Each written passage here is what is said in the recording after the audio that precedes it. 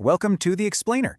Today, we're going to crack open the toolbox of modern economics. We're going to see how researchers build, well, entire virtual worlds just to understand our real one. I mean, how do you even begin to answer a massive question like that? One that affects literally everything, your job, your savings.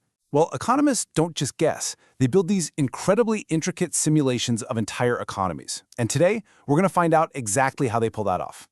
All right, so here's the game plan for today. We'll kick things off with a big problem in the old models. Then, we'll get into the revolutionary idea that just changed everything. And finally, we'll actually build a modern model from the ground up, to see how they're used in the real world. Okay, let's dive right in.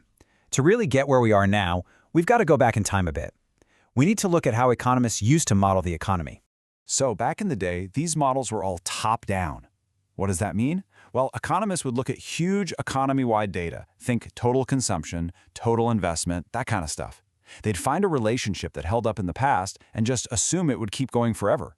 It's kind of like trying to predict how a sports team will do next season based only on their stats from the last 50 years without even thinking about the actual players on the field or their strategies. And the big problem here was that these models were built on what economists call ad hoc equations.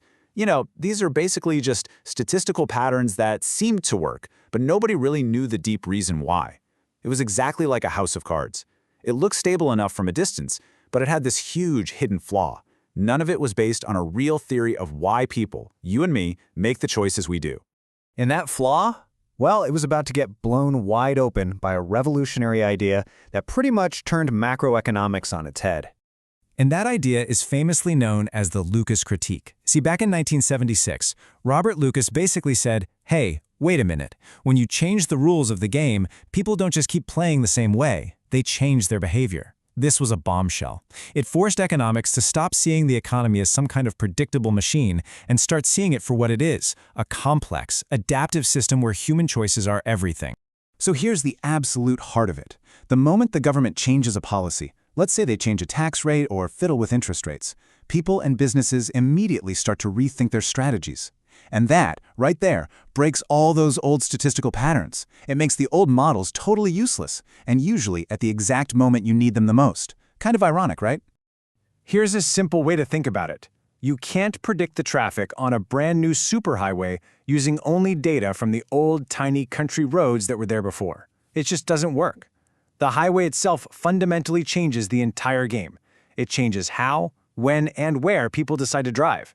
And just like that, all your old data is completely worthless. Okay, so that was the problem, a huge problem. So what's the solution? Well, let's get into how this critique led to a completely new and way more powerful type of economic model. The answer, it turned out, was to flip the whole process on its head. Forget top-down, economists started building models from the bottom up. They said, okay, let's start with the basic building blocks. Let's model the fundamental choices of individual people and individual companies, what they call the micro-foundations, and then build the entire economy up from there. And this is what gave us what we now call real business cycle models, or RBC models for short.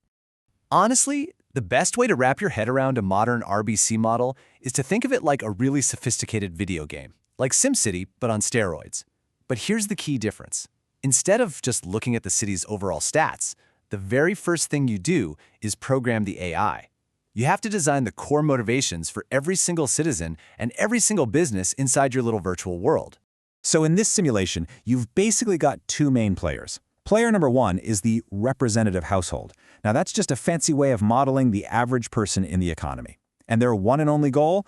To be as happy as possible over their entire lifetime. What economists call maximizing utility. It's this constant trade-off, right? A balancing act between the fun of buying stuff and the hassle of working to pay for it all. Then you've got player number two, the representative firm. Its goal is even simpler. All it wants to do is maximize profit, period. And it does this using something called a production function.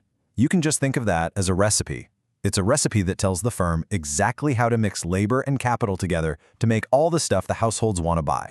All right, so you've programmed your players, you've given them their goals, but how do you get this little virtual economy to actually do anything? To look like the real world with all of its crazy booms and busts? The answer? You hit it with shocks. You introduce random, completely unexpected events into the simulation. It could be a technology shock, bam. A sudden invention makes all the factories way more productive. Or it could be a preference shock, where suddenly everybody decides they want to buy something new. These random events, they're the sparks that ignite the booms and busts inside your virtual economy. So as soon as one of these shocks hits, the model's computer brain gets to work calculating the equilibrium. You can just think of this as the new normal. It's that sweet spot where, given what just happened, both the household and the firm have perfectly adjusted their game plans. The household is as happy as it can possibly be. The firm is raking in as much profit as it can, and everything is perfectly balanced. At least until the next shock comes along. And right at the heart of this whole thing is a core rule that's all about one simple trade-off: today versus tomorrow. The model's golden rule, if you will, is constantly forcing the household to ask itself a tough question. Is the joy I get from spending this dollar right now worth more than the potential joy I could get if I saved it, let it grow, and spent it down the road? It all comes down to finding that perfect balance. Okay, so this basic framework is incredibly powerful, but its real magic is that it's adaptable. You can tweak it, you can add layers to include more realistic and, frankly, more human behaviors. I mean, think about it. What if we're just creatures of habit? What if our happiness today doesn't just depend on what we buy, but on how that compares to what we're used to buying? This is a really interesting question, and economists decided to explore it by adding a new wrinkle to the models, something they call habit formation. So in one of these habit formation models, all you do is make a little tweak to the household's happiness score. Suddenly, its happiness isn't just about total consumption. No, now it depends on how today's spending compares to yesterday's.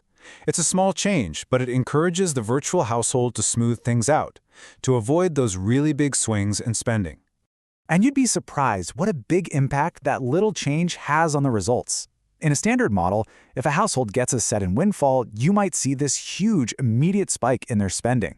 But with the habit model, that same shock leads to a much slower, more gradual increase over time. And what's so cool about this is that this little tweak helps the model's results look a lot more like the gradual, hump-shaped patterns we actually see in real-world data.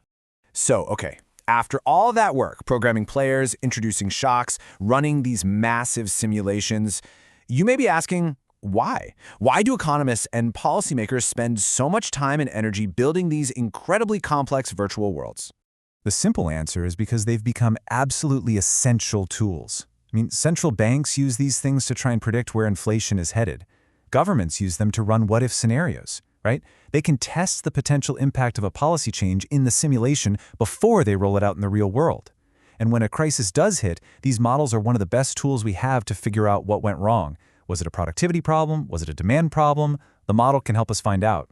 Now, of course, no model is ever going to be perfect, right? They are, by their very nature, simplifications of a reality that is just infinitely complex. But, and this is the important part, they are constantly evolving. They're always incorporating new ideas, better data, and they are always pushing us to get a better handle on the incredibly intricate and fascinating engine that powers our world.